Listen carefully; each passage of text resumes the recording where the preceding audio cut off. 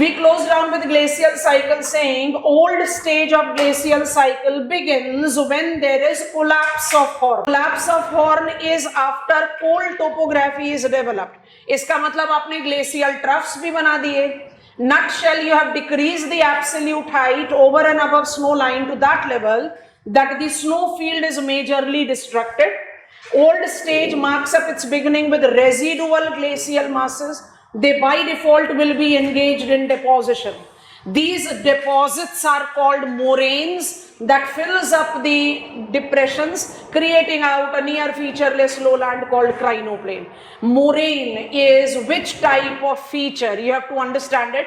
I've just opened up the image. पहले आप इसको देख लो, विजुअलाइज कर लो, उसके बाद फिर हम इसके बारे में लिख रहे हैं. When the alpine glacier is descending down the slope, हम इसको रिमूव कर, पहले नीट एंड टाइडी फिगर को देख, हटा दिया सब हौच पौच. अब ध्यान से देखते जाएंगे. आपको ये क्या दिखाई दे रहा है ना? गलत टर्म, पिरामिडिकल पीक. ये क्या दिख रहा है? Erites. These will be cirques. I'm noticing it because the ice has melted, so I can possibly believe it is summer. From this valley there is one descending glacier, from another valley there is another descending glacier. Have you visualized the dimension of this diagram? अब थोड़ा सा ध्यान से visualize करो. Moving mass of snow and ice will start melting at snow line. बिल्कुल सही. लेकिन because I'm descending down the slope, will I not be experiencing frictional drag? तो मेरे बैंक्स पर और मेरे बेड पर सबसे ज्यादा फ्रिक्शनल ड्रैग होगा. That is where I'll be melting the fastest. This will result into what? I'll start depositing on my banks. And what type of deposit I'll be depositing? एकदम different textured, coarser, finer material, which I'm just leaving because I'm gradually subjected to melting. So it goes like this. Unconsolidated, poorly sorted, debris deposits by descending alpine glaciers are called moraine. They are classified on the basis of their location of deposit. Please see this mountain wall. Identify it as glacier 1, identify it as glacier 2. This lateral moraine combines to become medial moraine. Moraines are nothing but unconsolidated rock deposits by alpine glacier. ये समझ में आया? इसको हम टंग shaped deposit भी बोलते हैं. We categorize them on the basis of where they are deposited. तो मेरे पास लैटरल मोरेन है on the sides of the glacier, medial moraine है, name is saying it should be at the mid of the glacier.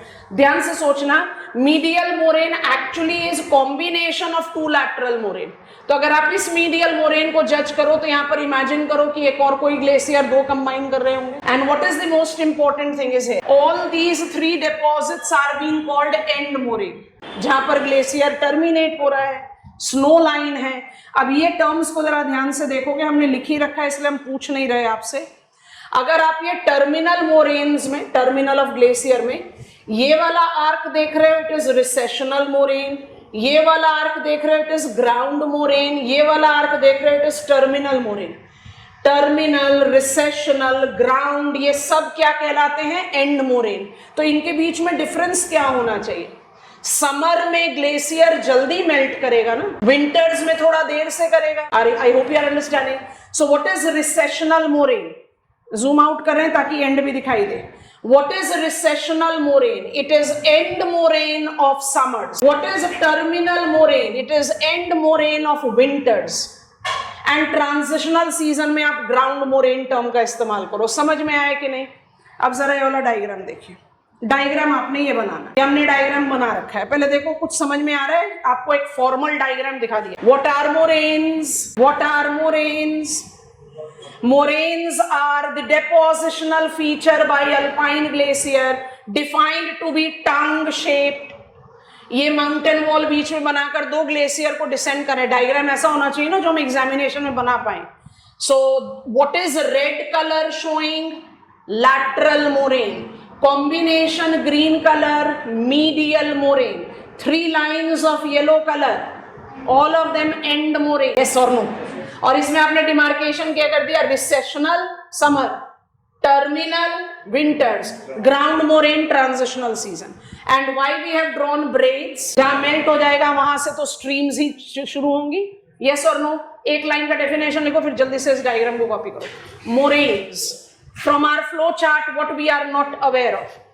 Moraine. Point 1 is tongue-shaped deposit. Tongue-shaped deposit of unconsolidated, variable textured rock debris. Variable textured rock debris.